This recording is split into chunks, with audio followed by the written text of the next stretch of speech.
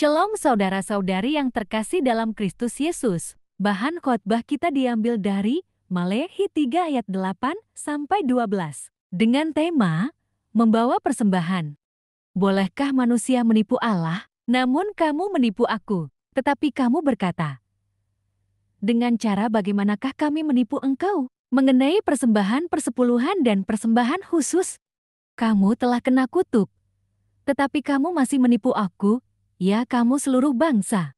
Bawalah seluruh persembahan persepuluhan itu ke dalam rumah perbendaharaan, supaya ada persediaan makanan di rumahku dan ujilah aku, firman Tuhan semesta alam, apakah aku tidak membukakan bagimu tingkap-tingkap langit dan mencurahkan berkat kepadamu sampai berkelimpahan. Aku akan menghardik bagimu belalang pelahap, supaya jangan dihabisinya hasil tanahmu, dan supaya jangan pohon anggur di padang tidak berbuah bagimu, firman Tuhan semesta alam. Maka segala bangsa akan menyebut kamu berbahagia, sebab kamu ini akan menjadi negeri kesukaan, firman Tuhan semesta alam.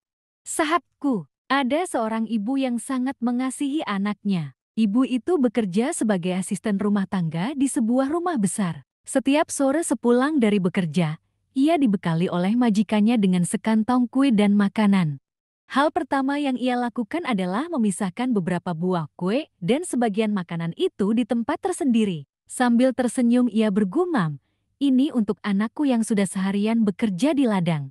Sesampainya di rumah, ia langsung melepas lelah dengan menyantap kue-kue dan makanan yang ia bawa. Ia makan dengan lahap dan menyisakan beberapa kue dan makanan untuk anaknya.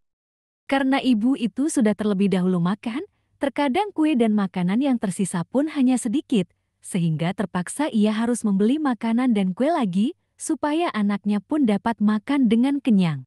Ketika anaknya pulang dari ladang, ia melihat ada makanan di atas meja makan. Ia tersenyum dan memakannya dengan nikmat sampai kenyang. Jumlah makanan yang dimakan oleh anak itu sama banyaknya. Tetapi Anda pasti dapat menilai yang manakah terdapat kue dan makanan yang disertai cinta kasih, pengorbanan dan sikap menomorsatukan dirinya. Ya, kue yang dipisahkan sejak awal, disiapkan dengan begitu baik oleh ibunya. Artinya adalah, mengembalikan persepuluhan kepada Tuhan juga adalah sebuah sikap hati. Bukan tentang jumlahnya, tetapi ketaatan, sikap penghormatan dan menomorsatukan Tuhan saat mempersembahkannya. Jumlah yang diberikan mungkin sama, tetapi sikap yang berbeda akan membuat nilainya menjadi berbeda di mata Tuhan. Karena itu, mulai sekarang, persembahkanlah persepuluhan Anda dengan sikap hati yang benar dan menyukakan hatinya. Maka Anda akan melihat iblis tidak bisa lagi masuk dan mencuri setiap berkat yang sudah Tuhan sediakan bagi Anda, dan bersiaplah, berkatnya akan mengalir deras dalam hidup Anda.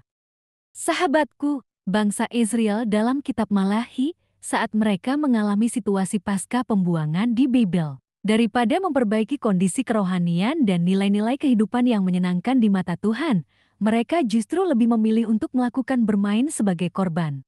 Di mana seolah-olah mereka menjadi korban yang tidak bersalah dalam kehidupan yang mereka jalani. Dalam kenyataannya bangsa Israel bersalah, tapi mereka malah mempertanyakan kesetiaan Tuhan.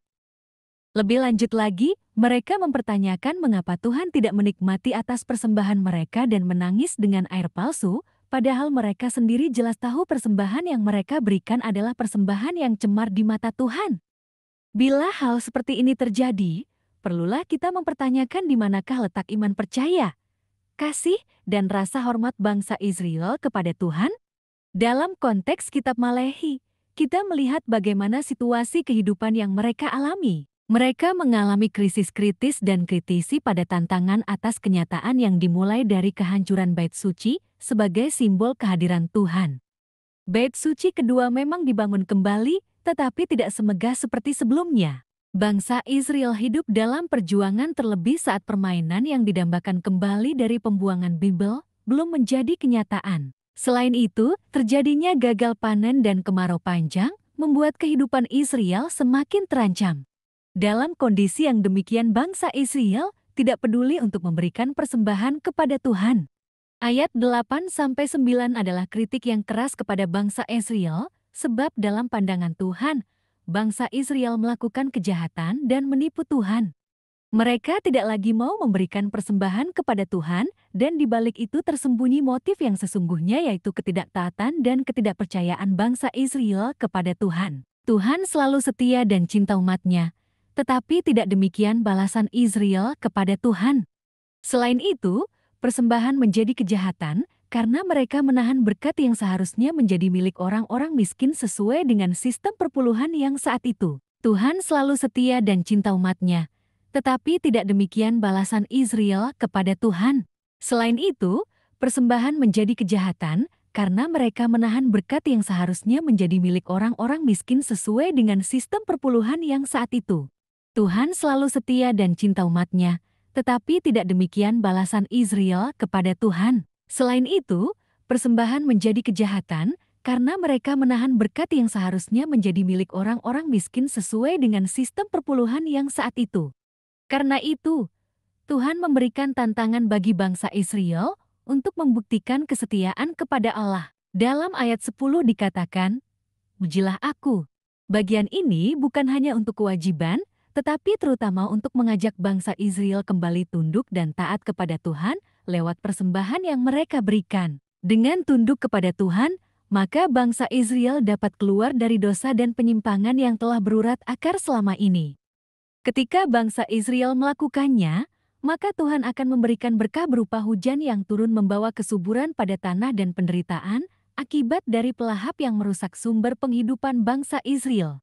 Dengan begitu umat dapat menyadari bahwa sejak awal Tuhan itu besar dan Ia setia pada kehidupan umatnya. Dalam Minggu JBK Pinjayo, kita diminta untuk memperhatikan bagaimana selama ini sikap dan cara kita dalam mempersembahkan persembahan bagi Tuhan, yakni: pertama, membawa persembahan pada Tuhan adalah sebuah bukti ketaatan dan pengakuan bahwa kehidupan kita telah menyaksikan Tuhan. Dengan demikian, kita tidak mengingkari campur tangan Tuhan dalam segala yang ada pada kita. Kita dapat menikmati berkat-berkat Tuhan, tetapi tidak boleh melupakan Tuhan dan tidak boleh mensejajarkan Tuhan dengan kemakmuran itu. Kedua, dalam mempersembahkan bagi Tuhan, sangat perlu untuk memperhatikan kualitas persembahan kita. Bila Tuhan memberi yang terbaik untuk kita, tentu kita pun memberikan yang terbaik sebagai tanda kasih bagi Allah yang telah memelihara kehidupan dan memerdekakan kita dari belenggu dosa. Kita perlu memperhatikan bagaimana kita memberi persembahan yang prima bagi Tuhan, sebab harus diakui banyak hal yang mempengaruhi kualitas persembahan kita pada Tuhan. Membawakan persembahan dengan teratur dan berkualitas adalah salah satu disiplin para rohaniwan yang terus perlu kita kerjakan.